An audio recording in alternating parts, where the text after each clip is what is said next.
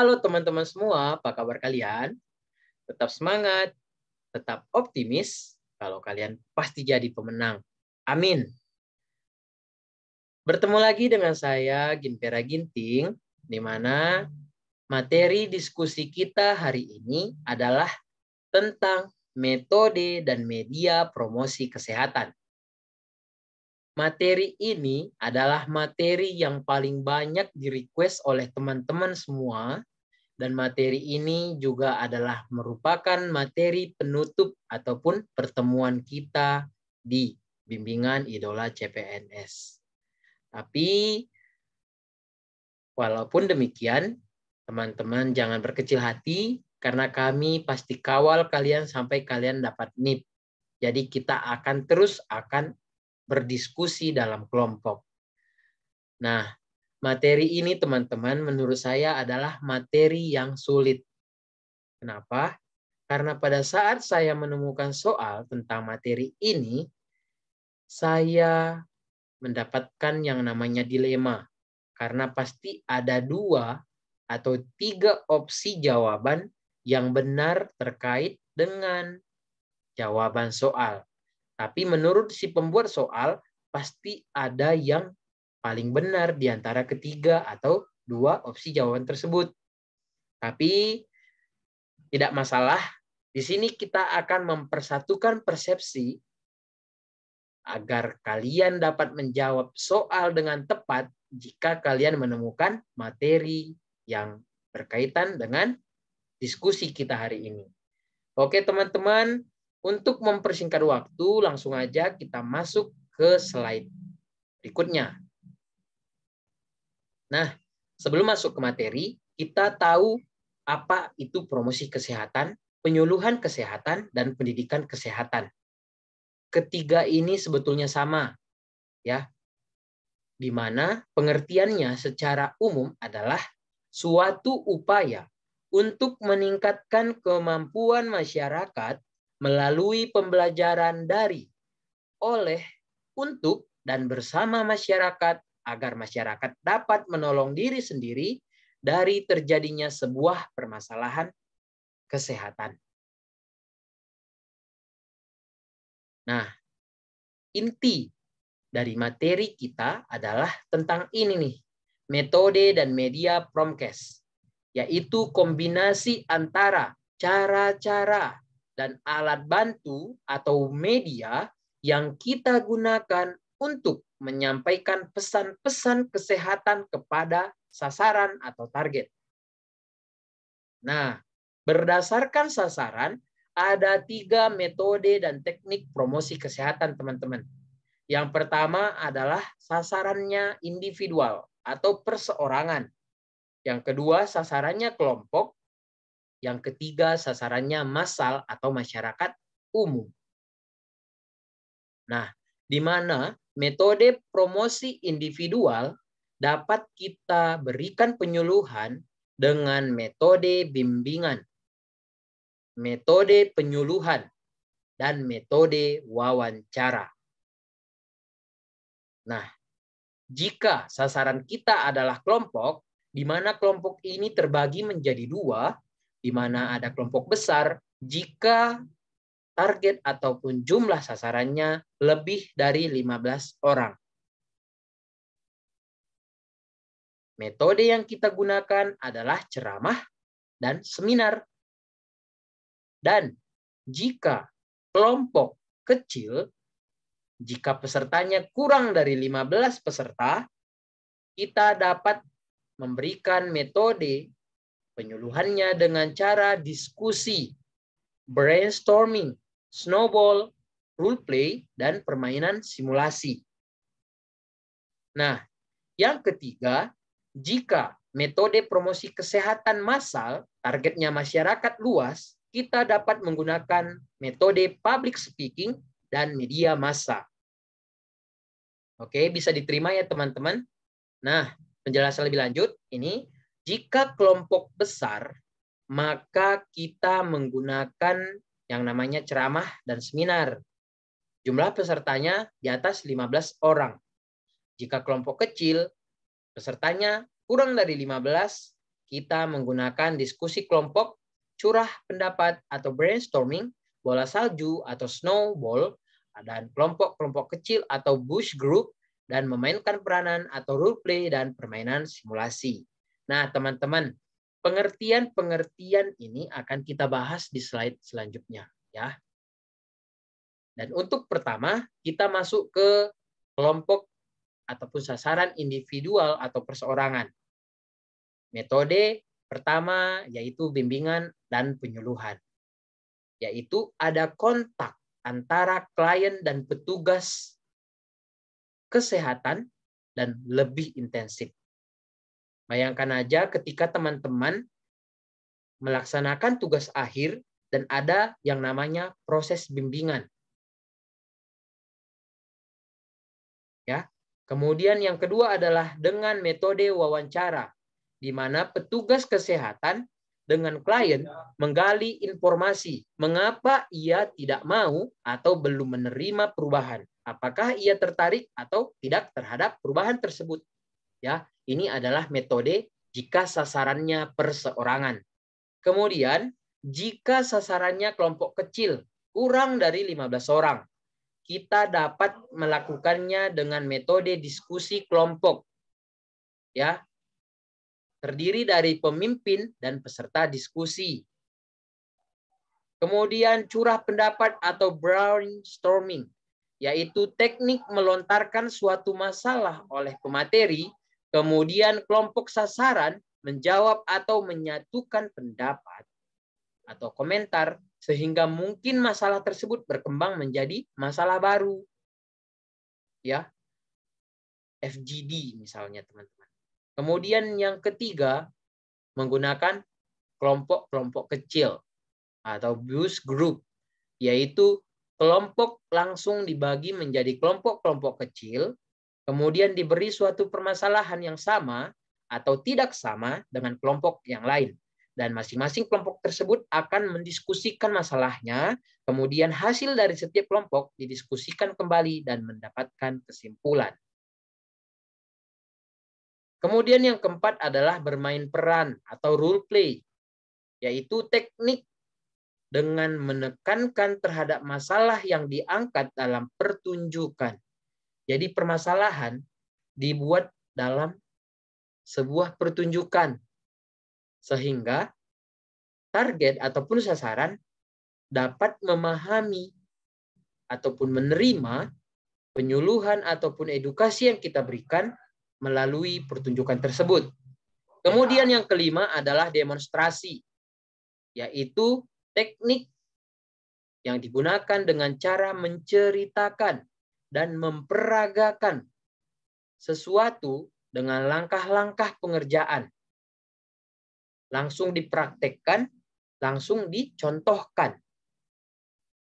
Biasanya demonstrasi ini dilakukan oleh petugas jika target ataupun materi yang mau diberikan penyuluhan terkait dengan teknik-teknik pemberian pengelolaan makanan yang sehat misalnya, atau demonstrasi penggunaan oralid dengan menggunakan larutan garam dan air gula, atau menggunakan pantom pada saat melakukan RJP misalnya, teman-teman. Itu adalah teknik demonstrasi.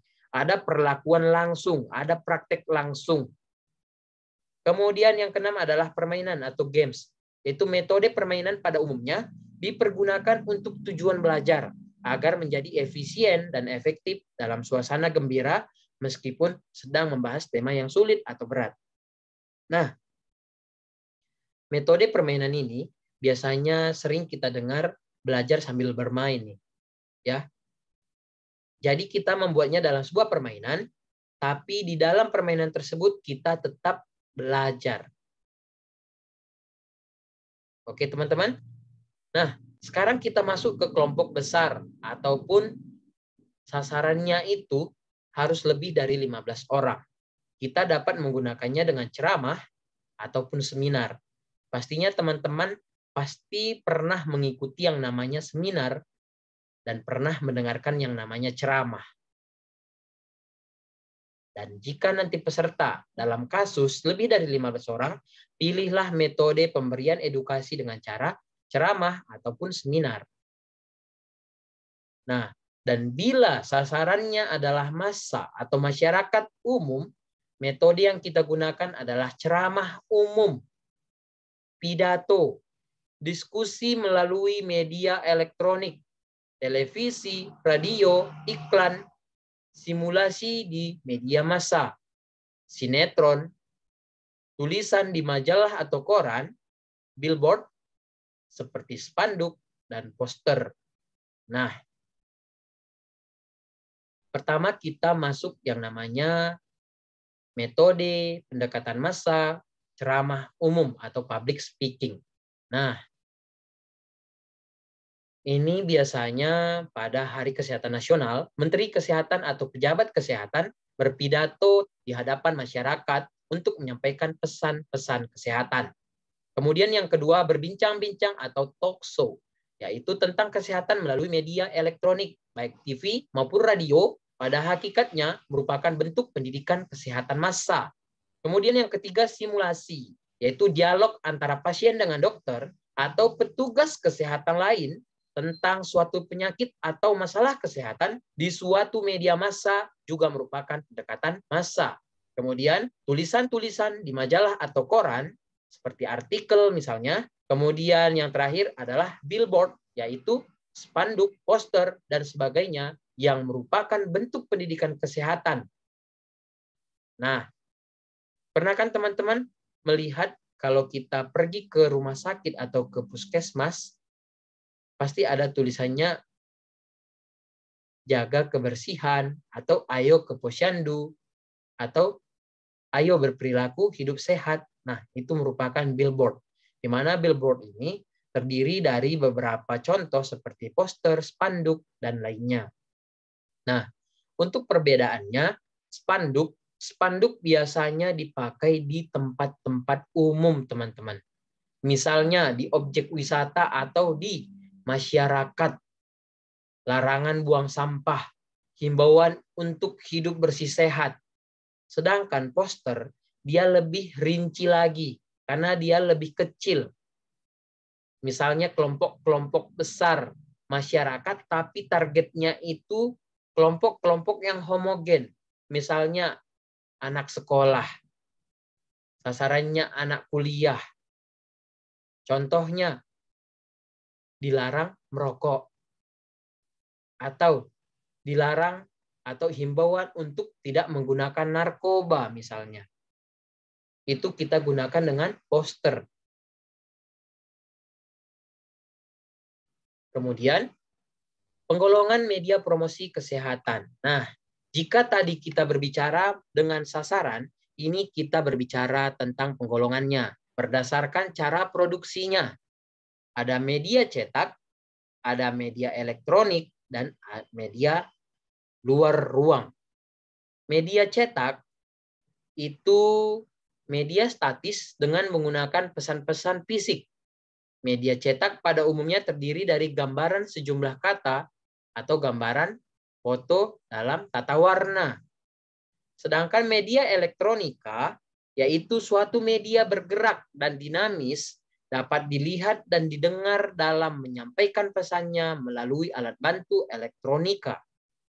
Sedangkan media luar ruang itu media yang menyampaikan pesannya di luar ruang secara umum melalui media cetak dan elektronik secara statis. Nah, bisa dipahami ya teman-teman? Media cetak, media elektronik, dan media luar ruang itu contoh-contohnya seperti apa? Ini dia teman-teman. Media cetak adalah media yang dapat dicetak. Contohnya apa? Buklet. Nih, buklet itu sebelumnya banyak gambar-gambar. Kemudian flyer seperti ini, ya. Ini biasanya himbauan memakai masker misalnya. Kemudian pie chart. Pie chart ini bentuknya seperti ini, ada tahap-tahapan.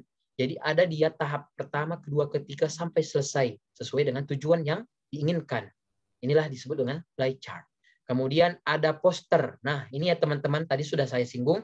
Poster itu contohnya seperti ini. Dia diperuntukkan untuk kelompok besar atau masyarakat, tapi kalau dia di dalam masyarakat, dia sasarannya itu homogen. Misalnya remaja, dilarang merokok, dilarang menggunakan narkotika. Ini ya teman-teman poster. Kemudian ada rubrik seperti ini. Kemudian ada leaflet. Nah, pasti teman-teman sering melakukan penyuluhan dengan cara menggunakan leaflet. Karena leaflet ini bentuk selebaran yang dilipat dan dibagikan kepada sasaran dan mereka dapat membawanya pulang. Kemudian ada foto. Nah, seperti ini ya. Contohnya gerakan masyarakat menuju Indonesia sehat. Nah, ini ya teman paham dengan gambar seperti ini, maka pada saat kalian menemukan soal, kalian akan dapat menjawab soal tersebut.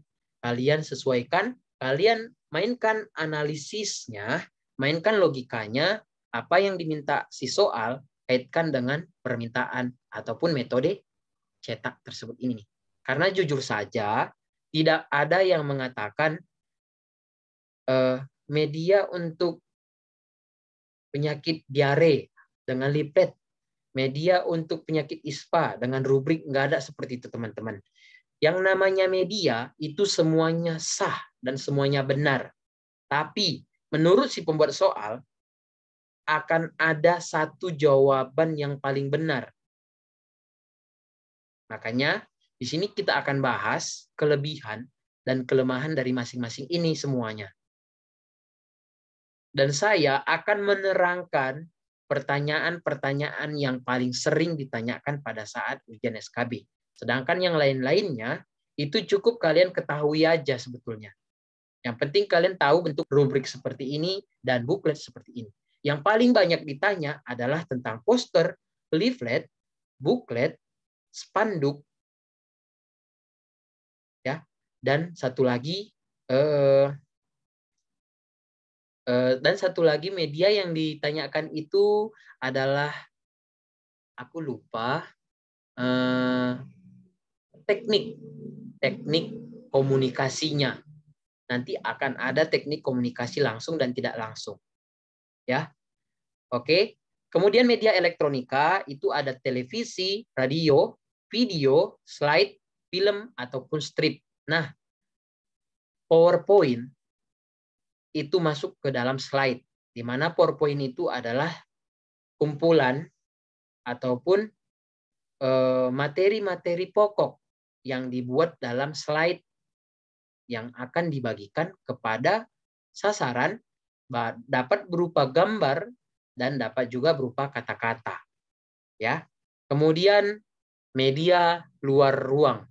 Media luar ruang itu maksudnya media yang dibuat di luar ruangan. Ya, dia dapat menggunakan yang namanya media cetak ataupun media elektronik. Contohnya papan reklame, spanduk, pameran, banner, televisi atau layar lebar. Nah, sedangkan ini nih, jenis-jenis metode promosi kesehatan yang saya katakan tadi, teknik komunikasi, metode penyuluhan langsung, di mana para penyuluh langsung berhadapan atau bertatap muka dengan sasaran. Contohnya kunjungan ke rumah, FGD, pertemuan di balai desa, dan pertemuan di posyandu, dan lain-lain. Sedangkan metode yang tidak langsung, itu penyuluh tidak langsung berhadapan secara tatap muka dengan target. Tetapi dia menyampaikannya dengan perantara media.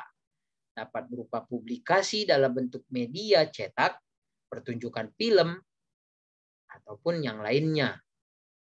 Ini kemarin masuk ke dalam soal.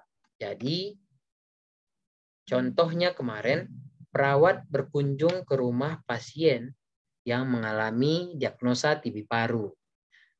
Teknik komunikasi pada promosi kesehatan yang dilakukan oleh perawat tersebut adalah metode apa katanya. Jadi teman-teman nanti jawab metode penyuluhan langsung. Ya teman-teman. Oke. Kemudian kita masuk ke slide berikutnya teman-teman. Nah. Sekarang kita bahas materi inti. Kalau menurut saya, ini adalah inti dari materi kita. Kapan kita menggunakan leaflet, kapan kita menggunakan poster, kapan kita menggunakan PowerPoint, dan yang lainnya. Ingat ya teman-teman, ini materinya boleh kalian baca, karena saya tidak akan membacakannya dan menjelaskannya secara keseluruhan. Saya akan hanya membacakan yang paling sering dimasukkan dalam soal SKB. Ya, handout adalah material tertulis, sedangkan leaflet adalah atau brosur itu merupakan lembaran ringan atau ilustrasi dan warna yang menarik. Sedangkan poster, sebuah kertas besar berisi pesan kesehatan bisa ditempel di dinding ruangan. Flip chart, yaitu 2 atau lebih kertas tipis, mudah dibalik-balik, berisi pesan kesehatan oleh orang yang memberikan pendidikan kesehatan. Sedangkan alat demonstrasi adalah membuat larutan gula garam. Nah, ini tadi ya, model food ataupun pemberian tahapan-tahapan penggunaan makanan yang sehat dan bergizi misalnya, dan penggunaan boneka ataupun pantom pada saat melakukan tindakan pemberian edukasi kesehatan. Kemudian ada majalah, surat kabar, stiker, dan pamflet. Nah, teman-teman, kita masuk pertama adalah booklet. Ini adalah materi yang paling sering keluar di soal-soal ujian bidang. Booklet adalah suatu media untuk menyampaikan pesan-pesan kesehatan dalam bentuk buku, baik berupa tulisan maupun gambar. Nah, kapan digunakan booklet? Booklet, teman-teman, digunakan untuk individual. Ya. Individual 1 atau 2 orang. Misalnya, ada seorang ibu datang ke puskesmas membawa anaknya yang mengalami diare. Perawat akan melakukan penyuluhan. Maka metode yang paling tepat digunakan adalah dengan media booklet. Kenapa? Booklet ini merupakan kumpulan dari beberapa buku yang berbentuk seperti, ada bentuknya seperti buku asli dan ada juga seperti kalender kecil. Jadi dia berisi gambar dan tulisan-tulisan. Dia mencakup lebih luas dibandingkan dengan leaflet, teman-teman. Jadi pada saat perawat menjelaskan patofisiologi, bagaimana proses terjadinya diare dari awal sampai akhir, bagaimana penata laksanaannya, apa-apa saja yang dilakukan di rumah terkait dengan pengolahan makanan, dan lainnya, itu dapat dijelaskan melalui booklet. Sedangkan melalui leaflet, itu sangat minim karena dia hanya berisi selembar aja yang dilipat. Nah, booklet digunakan jika sasarannya datang ke puskesmas ataupun fasilitas kesehatan. Jika sasarannya perseorangan, tapi lokasi dilakukan penyuluhannya di rumah si pasien atau di masyarakat, itu kita gunakan leaflet. Boleh dipahami ya teman-teman perbedaannya? Jadi kalau misalnya si pasien ataupun target kita yang datang ke fasilitas kesehatan, kita memberikan media edukasinya dengan booklet. Sedangkan jika kita yang datang ke rumah si pasien, kita menggunakan media edukasinya dengan leaflet. Oke? Nah, di sini ada kelebihan dan kelemahannya.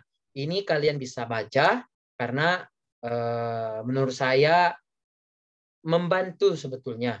Tapi saya tidak perlu menjelaskan karena kita udah pembelajaran dewasa, kalian bisa membacanya dengan sendiri. Kemudian yang kedua adalah leaflet. Nah, ini dia teman-teman ya. Yang paling membingungkan nanti adalah kapan kita menggunakan leaflet dan booklet. Leaflet adalah bentuk penyampaian informasi atau pesan-pesan kesehatan melalui lembaran yang dilipat. Isi informasi dapat dalam bentuk kalimat maupun gambar atau kombinasi. Nah, betul ya, di mana dalam leaflet itu ada gambar, ada tulisan. Tulisan tak jelaskan secara luas. Tidak seperti booklet. Nah, kelebihannya, leaflet ini dapat kita gunakan kepada individual ataupun masyarakat. Tapi kalau misalnya dalam masyarakat, kita mubazir kalau kita menggunakan leaflet. Kalau nanti sasarannya masyarakat, kita lebih menggunakan yang namanya lembar balik atau PowerPoint. Nah, nanti kita bahas itu ya. Leaflet ini kita gunakan untuk perseorangan ataupun masyarakat sebetulnya. Tapi kalau di masyarakat, kita yang datang ke masyarakat atau lokasi masyarakat tersebut. Disitulah kita menggunakan media edukasi leaflet. Oke. Kelebihannya ada dan kelemahannya juga ada. Teman-teman bisa baca nantinya. Kemudian yang ketiga adalah poster. Ini juga sering ditanyakan. Poster adalah media cetak yang berisi pesan informasi. Ditempel ukurannya 60-90 cm. Kata-kata gambar ataupun simbol. Nah, poster ini teman-teman biasanya bersifat larangan ataupun himbauan. Misalnya, dilarang merokok, ayo jangan menggunakan narkoba. Narkoba itu berbahaya misalnya. Nah, targetnya itu biasanya masyarakat, tapi masyarakat yang ditargetkan itu adalah homogen. Misalnya anak remaja, anak-anak sekolah, anak kuliah. Gitu ya teman-teman. Sedangkan kalau masyarakat luas, biasanya dia menggunakan spanduk jika targetnya adalah masyarakat luas. Kelebihan dan kelemahannya juga teman-teman bisa baca. Ya, ini adalah kelebihan dan kelemahannya. Dibandingkan dengan poster, leaflet, maksud saya spanduk. Spanduk itu dia bersifat di luar ruang, ya. Sedangkan poster di dalam ruangan. Jadi nanti perhatikan soal yang dibuat oleh si pembuat soal. Jika nanti diterangkan di dalam ruangan, objek yang diinginkan di dalam ruangan, pilihlah poster. Tapi jika objek yang diinginkan oleh si pembuat soal di luar ruangan, pilihlah spanduk.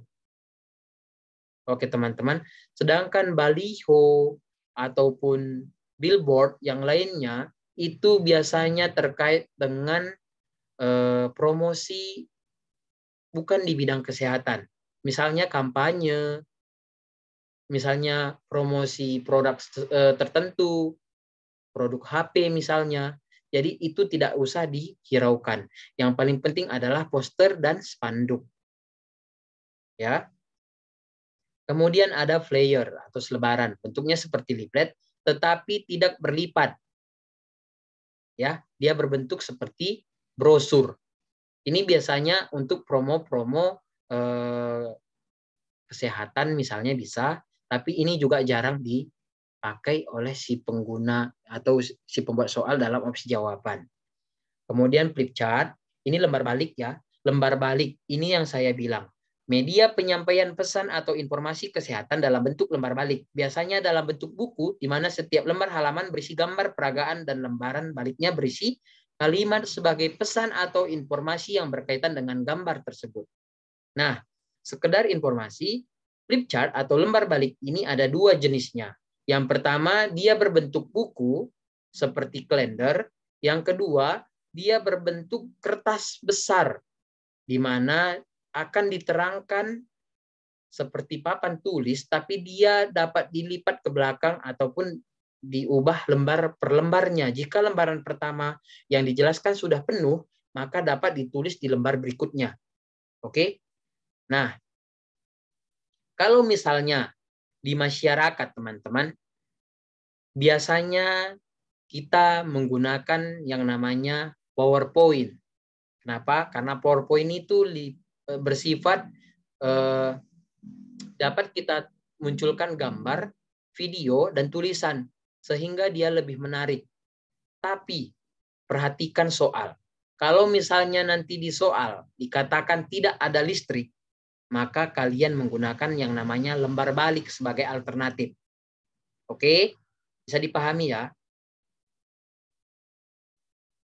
Nah, kemudian ada namanya rubrik atau tulisan-tulisan pada surat kabar atau majalah, di mana dia akan membahas suatu masalah kesehatan atau hal-hal yang berkaitan dengan kesehatan. Ini udah biasa ya, seperti contohnya, ayo hidup sehat, atau pakailah masker di surat-surat kabar misalnya. Kemudian foto-foto yang mengungkapkan informasi kesehatan. Kayak tadi ya, Gerakan Indonesia Sehat misalnya, di mana foto akan menyampaikan pesan-pesan yang tergambar dalam visualisasi gambar. Tetapi tidak semua orang bisa memahami pesan-pesan yang terkandung di dalam foto tersebut. Bahkan bisa saja pesan yang disampaikan di dalam foto dipahami berbeda oleh audiens, sehingga menimbulkan persepsi yang berbeda antara audiens yang satu dengan audiens yang lainnya. Ya. Oke. Nah, teman-teman, di sini saya mau terangkan dan menyimpulkan secara garis besar ataupun jembatan keledainya. Oke. Kapan digunakan yang namanya booklet ataupun leaflet? Nah, jika teman-teman nanti menemukan kasus, targetnya adalah individual, seorang ibu misalnya, jika dia datang ke rumah sakit dan kalian sebagai petugas memberikan penyuluhan, maka kalian menggunakan booklet atau flip chart. Utamakan itu dulu. Kalau di opsi jawaban nanti ada booklet, kalian pilih booklet. Jika tidak ada booklet di pilihan jawaban, kalian pilih flip chart. Oke? Jika sasaran atau targetnya masih perseorangan atau individual, contoh kasusnya, seorang ibu memiliki anak menderita penyakit diare, dan Anda sebagai perawat ingin melakukan kesehatan ke rumah keluarga tersebut, maka media edukasi yang kalian gunakan adalah leaflet. Ya.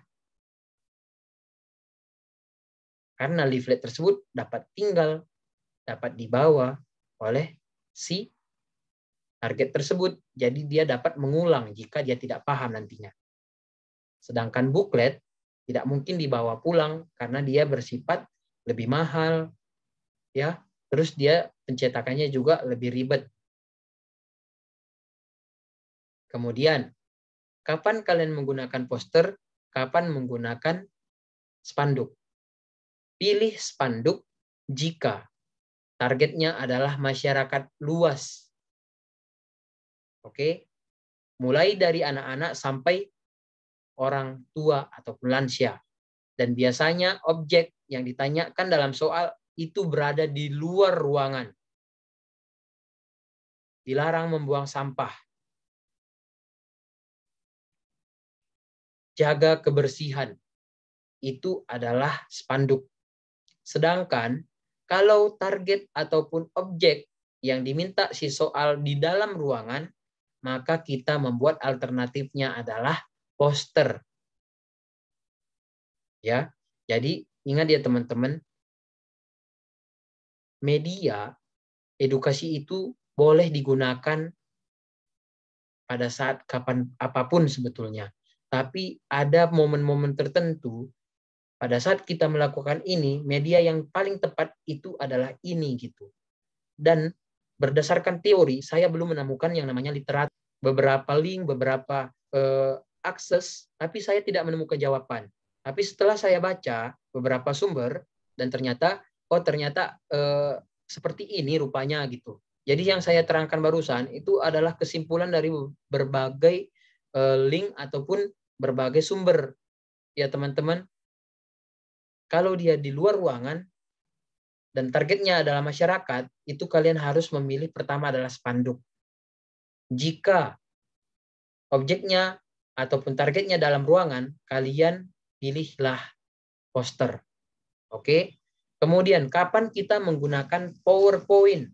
Nah, jika kita memberikan penyuluhan ataupun ceramah, jika dalam soal nanti kalian mendapatkan penjelasan kalau di masyarakat tersebut belum memiliki listrik atau listrik lagi mati lampu, boleh menggunakan yang namanya lembar balik. Ingat ya teman-teman, lembar balik itu dapat dijelaskan pada saat kita memberikan penyuluhan.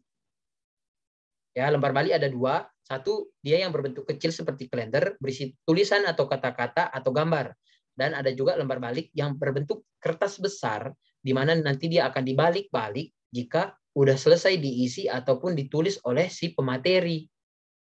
Nah, tapi jika ada listrik ataupun di soal tidak diterangkan listrik padam, maka kalian pilih langsung PowerPoint. Ya.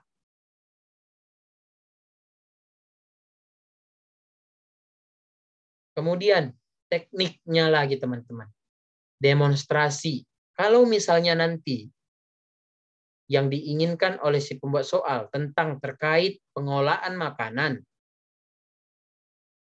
atau pembuatan jus ini misalnya, pembuatan ramuan ini untuk menurunkan infeksi, atau pembuatan olarit manual dengan menggunakan larutan gula atau garam, itu semuanya pilih dengan menggunakan demonstrasi.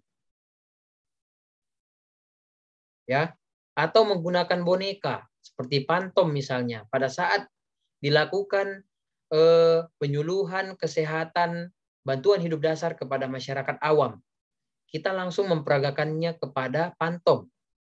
Itu merupakan teknik demonstrasi. Oke.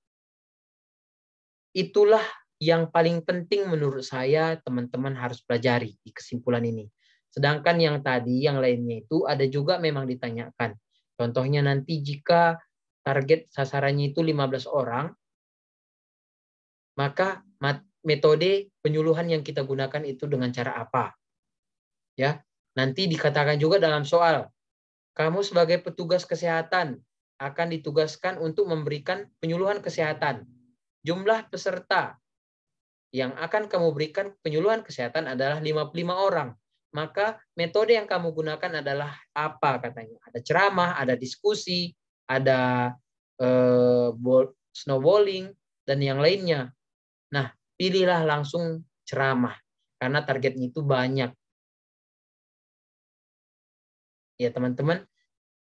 Jadi itulah materi yang kita bahas hari ini. Semoga materi ini dapat membantu kalian dalam menjawab soal-soal. Jujur, materi-materi ataupun soal-soal nanti yang terkait dengan SKB itu hanya terkait dengan materi kesimpulan yang saya sampaikan barusan.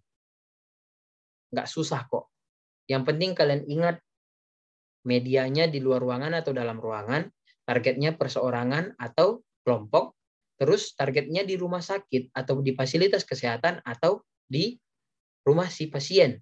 Kemudian kunjungannya langsung atau tidak, itu aja yang kalian pahami menurut saya di metode penyuluhan ini. Ini tadi ya ada media luar ruangan seperti papan reklame. Ini biasanya berisi tentang promosi-promosi terkait tentang media ataupun alat-alat elektronik seperti handphone misalnya. Kemudian spanduk, ini yang saya tadi katakan. Kemudian pameran, banner, dan TV layar lebar. Nah, itulah materi kita pada hari ini, teman-teman. Sedangkan untuk pembahasan dan pemantapan, itu nanti kita bahas dalam bentuk soal-soal. Nah, untuk soal-soalnya, kita bahas di diskusi kelompok. Oke, teman-teman, itulah yang bisa saya sampaikan kepada kalian semua. Semoga kalian dapat memahaminya, karena materi ini jujur saya juga tidak dapat menyimpulkannya karena menyimpulkannya secara tegas lugas gitu ya. Tapi semoga aja apa yang saya sampaikan dapat kalian pahami, karena tidak ada referensi ataupun sumber yang langsung menegaskan ini harus metode ini pada ini, metode ini pada ini gitu. Jadi kita yang harus mengolah ataupun menganalisis soal. Jadi nanti pada saat kalian mendapatkan soal, intinya kalian sudah tahu apa-apa saja metode, apa-apa saja teknik yang digunakan dalam metode penyuluhan. Ya teman-teman, jadi inilah yang dapat saya berikan. Semoga materi kali ini dapat membantu kalian dan membantu kalian mendapatkan NIP di tahun ini. Amin. Sekian dari saya, terima kasih, sampai jumpa. Kita bahas soal-soal di kelompok soal.